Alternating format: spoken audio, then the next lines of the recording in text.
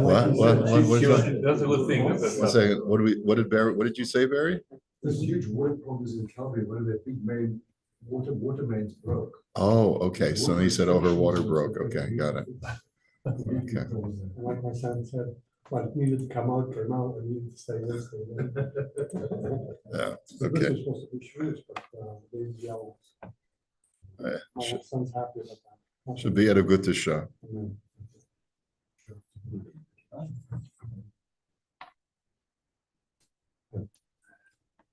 We don't count grandchildren.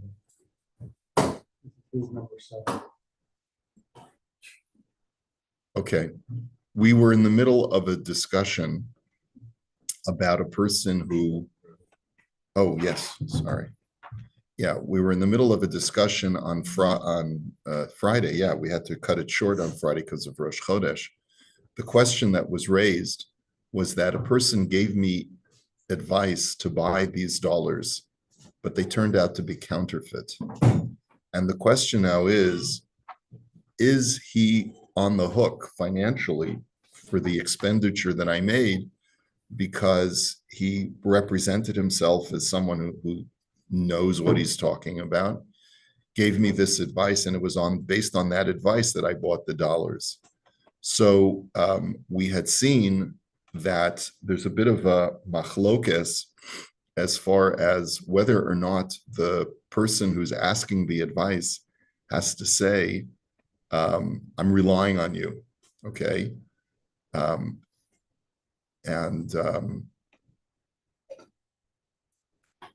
so it all depends whether the person is a bucky. If the person is not a bucky, if he's not an expert and he doesn't really know what he's talking about and he should never have said it, so then he's going to be on the hook according to everybody.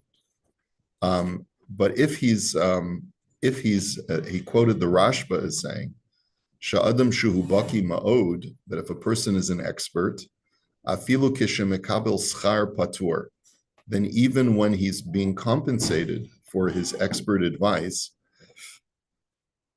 he's going to be exempt. Kevin shuhu baki gadol v'chol zot, since and the discussion that these Rishonim are having are going on the Gemara in Bava Kama, who talks about someone who gave advice to someone to purchase dinarim, a certain kind of coin.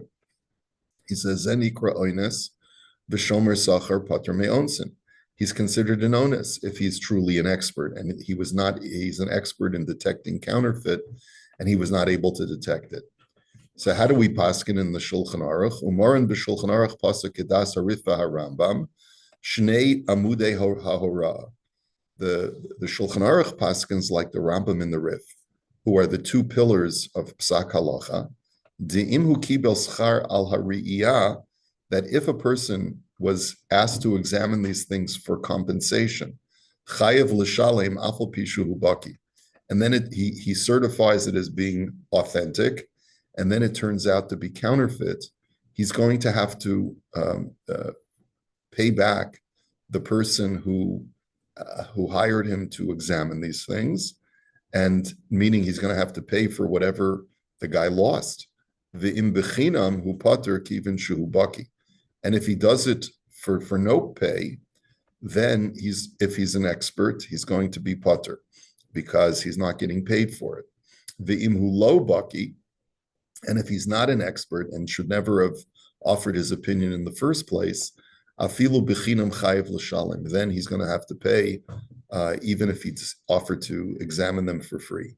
Davka kisharmer lo tira shani somech alecha, o shahadvarim mochichim shu somech alecha. But that's only if the person asking said, I want you to know that I'm relying on you because I'm not going to buy these unless you give it your thumbs up. Or even if he doesn't say that explicitly, the Shulchan Aruch writes, if the circumstances indicate that the person making the purchase clearly was doing it because he relied on this fellow, then he's going to be chayiv to pay. V'lachein, and therefore, b'nidon didan, in our situation, davka im amar lachavero ani somech alecha, v'lachein ani koneh et hadolarim ha'ela, if and only if the person asking for advice said, I want you to know that I have this opportunity to purchase some dollars. Obviously, he's not buying these from the bank. He's probably buying these on the either gray or black market. I don't even know what you would call it in Israel. I would assume that if you don't go to a certified money changer in Israel, it's probably I don't know the legalities of it. Marv, maybe when you're there, you could find out whether it's legal to purchase foreign currency in Israel on the street. I always was told it was black market, but that was like years and years ago. I don't know if it even makes sense anymore to purchase the yeah. But maybe Bitcoin would be well. Bitcoin is not. It's not like someone can look at anything with Bitcoin and say this is authentic. Yeah. And there it's really a question of whether it's a wise investment or not. A guy comes and says, I'm starting up my own cryptocurrency. Would you like to invest? Run. Okay. But like Superman from Krypton. Yeah. Right.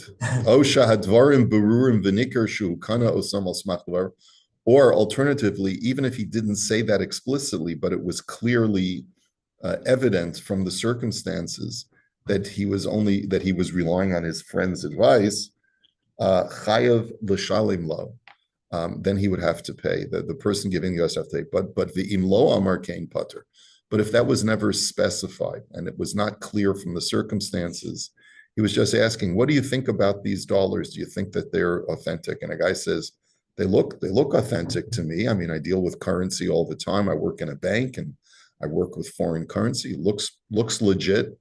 But there's no indication that the guy was asking him because he's relying on him implicitly to make the purchase. So then he can say, listen, I didn't know he was relying on me and therefore he's pater. Now,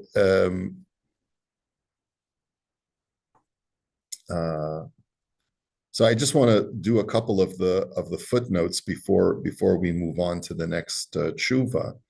He says that first of all, the Rashba says that in a case where a person is being compensated for his advice, the Rashba argues that a person will be pater. We don't paskin like this Rashba. But what's the Rashba's argument that even an expert who's being compensated will be pater if he makes a mistake? He says, the Rashba explains, the ein zedoma l'shochet, da'afilu im hubaki gadol v'kiber schar chayev im kilkel. He says, in the case of the shochet, which was the previous tshuva, if you remember, if a guy messes up the shechita, we're not talking about where the animal was discovered to be a treifa, but he himself messed up. In a case where he's being compensated for it, so he has to pay for the animal that he messed up, if indeed it was discovered to be a perfectly healthy animal, other than the fact that he botched the shechita. He says, why is that different from a person who is getting compensated to verify that something is not a forgery? He says, the shiny shechita, da filu baki gadol yachol kalkel, kevin shahadavar taloi be'imun yadayim. He says the reason is because in shechita, even an expert can sometimes mess up if he doesn't hold his hands steady. And if he's not careful, it's very easy for even an expert to make a mistake. Whereas a money changer who says, look, I'm an expert in all kinds of currency. If he makes a mistake based just on purely his eye, his examination, it's very uncommon for someone like that to make a mistake. And therefore, if he does make a mistake, he really gets the wool pulled over his eyes and he can't detect the counterfeit. So that's what we call an onus. In other words, it was so well counterfeited that even the experts could not detect it. So therefore, we can't hold him liable. That's the Rashba's argument. However, the bottom line is that we don't paskin like the Rashba, and he says, I refer you to the Beit Yosef, Shekosav de Kevin de Harambam the Harash, svira lahushin kibel schar afilu mumche chayev hachinaktina.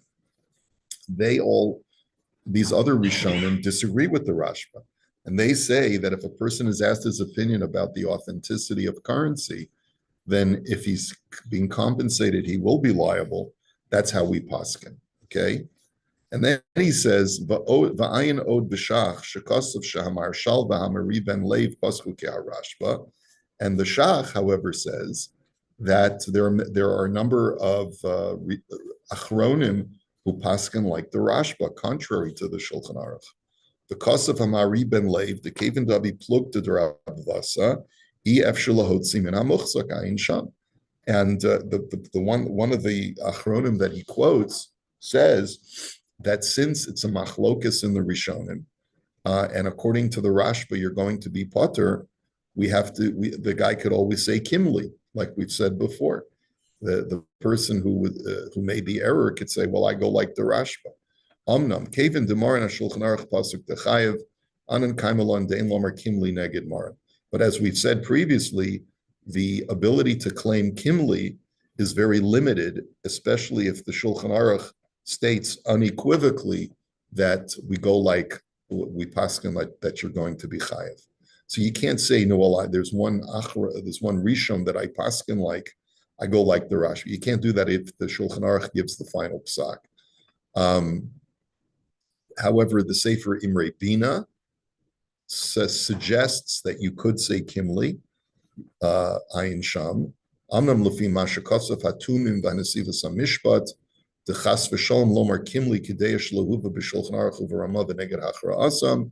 He says the Tumim, that's Rabbi Yonasan Eibeshitz of the 18th century, very, very big name. He says that you can never say Kimli if you find an opinion that is never cited by the Shulchan Aruch and the Ramah. Okay, and therefore, imkein hachanami afilu haashkenazim hayotzim biyad Ramah lo yuchul liton kimli kamosim. And therefore, even the Ashkenazim who rely on the Ramah cannot ever say kimli. What? Okay. Now, It's nice to put some barriers around that. Anyway. Yes, right. Yeah. So there are barriers to the principle of saying Kimli. Okay. Rabbi, how would this decide work? How would it extend? For instance, let's say that you're a share broker, you're an expert share broker, that's your job, and you advise people to buy shares and then the shares tank. Are you now responsible for that? No, because everyone knows. I don't think that's analogous. Everyone knows that the stock market is speculation, right? Everyone understands that. There's no one has a crystal ball. Now, could there be criminal activity involved? There could be criminal activity if a guy has some, knows that he's selling penny stocks that are what do they call them? What do they call them? Junk stocks. And he's only trying to pass these along to make a buck, and he knows that they're trash, right? So then he could be held criminally liable and perhaps even civilly liable as well. But in the regular market, a broker may have a lot of confidence in a stock based on his following of the market, and it still ends up tanking. It's all say prices can go down as well. So. Yeah. Another gray market would be a diamond appraiser. A diamond appraiser, that would be another example of here.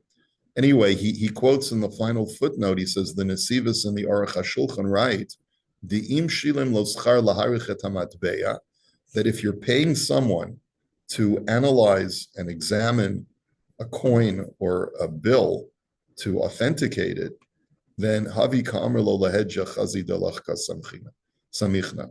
He says that is tantamount to telling him explicitly, I'm relying on you. I wouldn't pay someone for their opinion unless I need to know so that I can make the purchase. The kevin sheshilin lo hadavar marashu samechalav.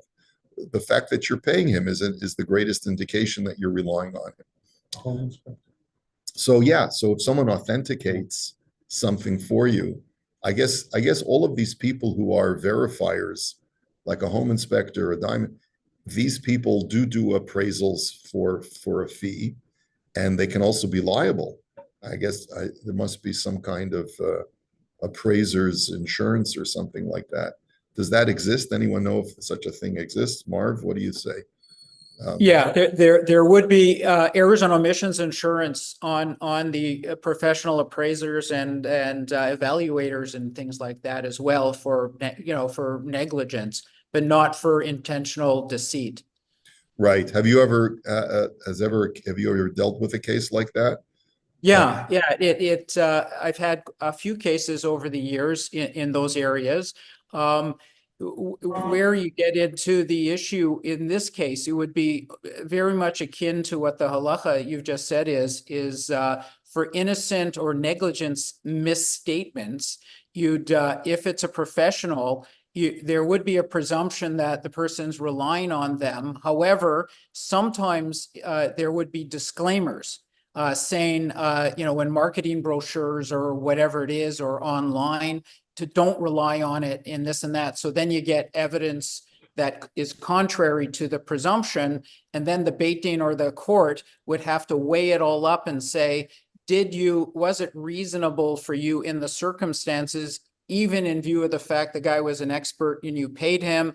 Was there a disclaimer? Were there other resources you looked at? You spoke to 5 people who said, don't do it, it's funny money, or it's bogus or whatever, but you went in ahead anyway. It could be, when you weigh it all up, it would not be reasonable to say you relied on them. So I think that's the key. What's the holistic situation? Right. In other words, what you're suggesting is that there could be a number of different factors involved. And it's usually not going to be so cut and dry to be able to ascertain whether there was reliance in a unique situation. But these are the guidelines, right? The guidelines are such that, number one, if the person says, so we have to delineate between an expert and a non-expert. If a person is a non-expert and the guy says, what do you think? I'm going to rely on your opinion. The guy, and he gives his opinion. If he's not an expert, and the guy thinks that he's an expert, or he thinks that he's worthy of reliance, and he gives him the bad advice, he can be held. There's more liability to a non-expert than to an expert, because what business did you have offering your opinion? Okay, now, it could be that in a circumstance like that also, the guy could say, well, he should have known that I wasn't an expert. I didn't represent myself as an expert. I just said, looks good to me, So, but it should have been obvious to him that I wasn't an expert in detecting counterfeits.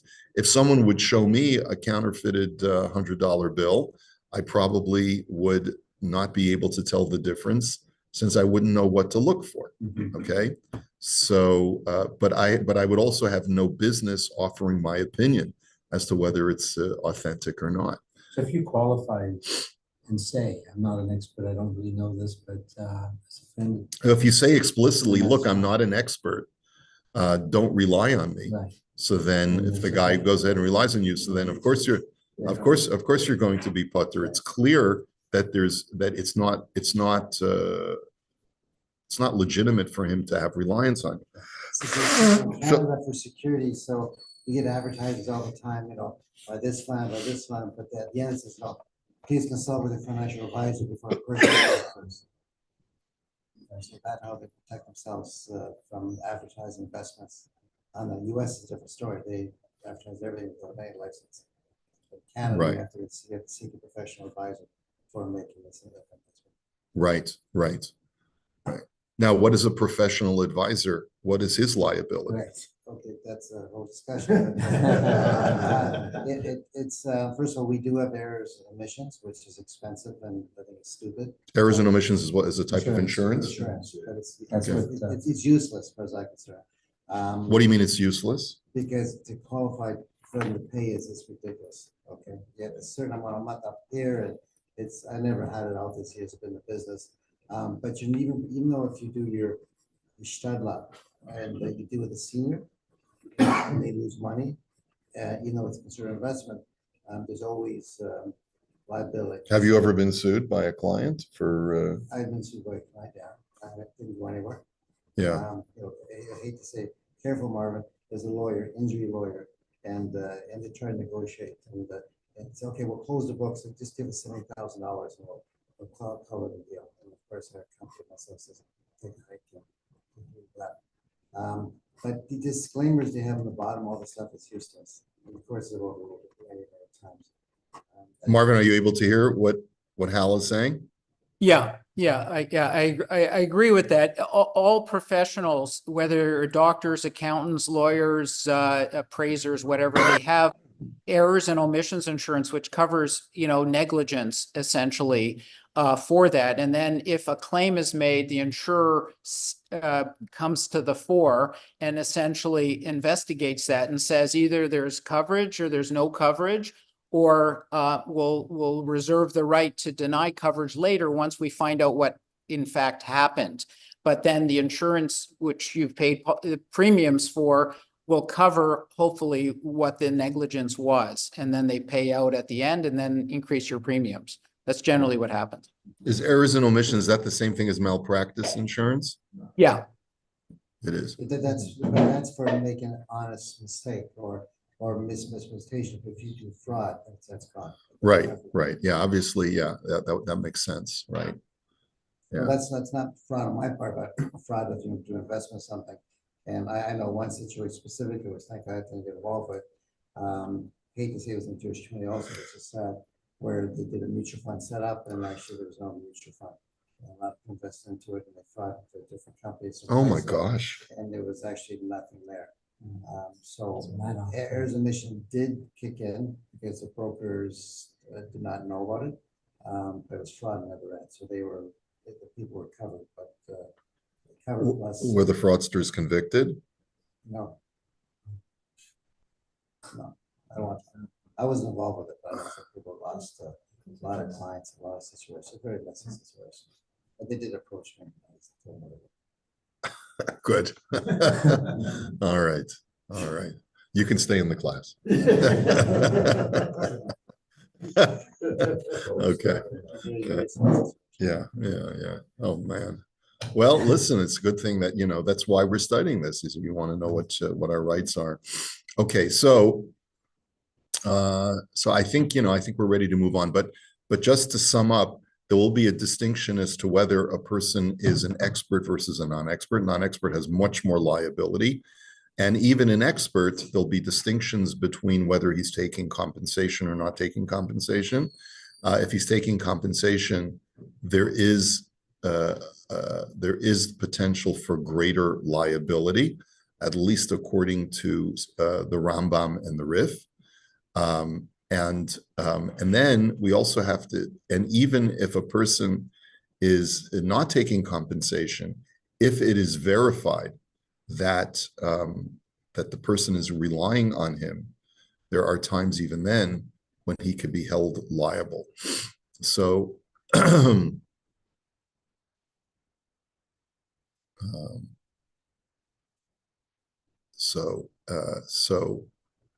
So an expert will be putter if he's not taking compensation, and there was no explicit statement of reliance. So that in that case, an expert will be putter. However, if a person's not taking compensation, and the person says, "I'm relying on you," or it's clear from the circumstances that that's the case, so then an expert will be held liable, according to the Shulchan Aruch. So you have to be very careful about giving people advice, whether it's whether this currency is legitimate, authentic, and other things as well. But it probably does not extend to areas of like investments and things like that. I ask people their opinion all the time. There's a guy that I go to who I'm very close with, and who's a businessman, and I ask him, what do you think about this investment? And if he tells me go ahead, I go ahead, but I would never dream of coming back to him and saying that I relied on you, because we all know that investments are speculative, Yeah. right? But if someone asks me tax advice, I haven't done tax work for like 25 years. That's how I preface by saying that, it's been a long, long time since I've done tax work. I think it's this, but you should probably follow up. Like, I'm not really Right. It's following.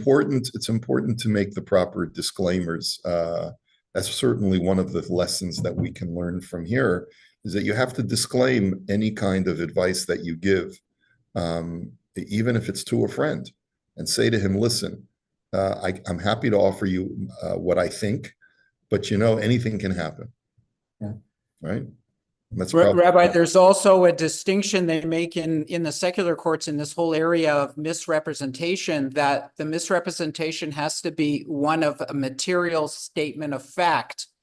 If it's an opinion, or if it's just puffery, like, this is the best stock in the world, or this is the best challah, north of Steels or something like that. And yeah. like whatever, it's an opinion. It's also puffery, it's like, it's not material enough to constitute actionable misrepresentation. That's what it is. I understand.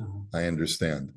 I guess in my world, if someone came to me and asked me my advice, I'm currently dealing with a problem with one of the sofers in our community, where I can no longer vouch for him, unfortunately, because there's so many things that a number of cases that have come back to me where he sold mezuzahs to people and they've turned out to be not kosher, or of very, very questionable quality. And so the problem is, like, so now I have a dilemma. So a few months ago, I put it out for a few weeks in my weekly email to let people know that if you've purchased mezuzahs locally or tefillin, you should have them checked. So, I just had a case last week where a person came to me, not a member of the shul, and he said he heard from a Bayit member that I had put out this email, and he purchased mezuzahs and a pair of tefillin for his son. From that person, what do I think? I said, I think you should get them checked. And it turned out that I think out of 10 mezuzahs, 9 were not kosher. Yeah, so some large percentage like that, I don't remember. And his son's tefillin were not kosher, and he has to replace them. And so, this really creates a serious dilemma, because up until that point where I discovered that there was a serious problem, I had recommended this individual based on the information that I had gotten up until that point, which was that he had been used in the community for a number of years. My predecessor, Rabbi Taub, had recommended him, and that so therefore it was on that basis that I went ahead to continue that recommendation. But so a lot of situations require. So the question is, am I on the hook now if someone comes to me and says, "I relied on you," for your. It comes down to how much due diligence did you do in Right. your estate. Like if you just took the word that Rabbi Talbot used them and whatever, were you being a little bit superficial in your overview, or did you actually delve into it? Well, let me here. I'll give you a financial example. Let's say, Bernie Madoff at one point was a legitimate businessman who was selling legitimate product, right? Something went off the rails at some point. Right. If someone had been doing business with Madoff in the 80s and had excellent experiences with him, and everything was legit, and he says, and then he doesn't realize that all of a sudden Madoff became a criminal. Yeah. So how can you blame that person for saying, I've done business with him before, he's trustworthy, you can rely on him, and go ahead. Based on previous Yeah, and the experience. sofa was probably fine until they got sloppy or whatever. Whatever happened. Well, yeah, Way no, of doing things. I think it was a question of greed in this case, because he was able to maybe get things much more cheaply, even though they were substandard. And look, it's in every industry, It's in every industry. Are you So, obligated to disclose that person? I believe, I struggle with it. I don't feel that I'm not really at this point prepared to identify the person by name. But what I've told people is, if you tell me who you bought your stuff from, I'll tell you whether you should get it checked or not. Have you spoken to that person? In fact, Rabbi, Yes, I confronted that person and I told him I can't recommend you anymore. He knows that I'm not happy with him. And I've told him, I said, why don't you just charge more? The people that you're selling to will happily pay you more. Right. Don't sell substandard. And I think that there's some kind of mental issue that this person has. And I just, you just can't account for things sometimes. We're going to have to hold it here. Marv, what did you want to say? Just I was going to say, there's lots of litigation out there where people that have made negligent referrals to people to buy goods from people who sell substandard goods or services like lawyers. You refer someone to a lawyer who's a shlochi lawyer, you could be liable. And same thing for an employer. If you refer someone to go work for somebody who's abusive or something, and you know that, and then they get abused, you could be sued for that too. Yeah. Okay, we'll continue.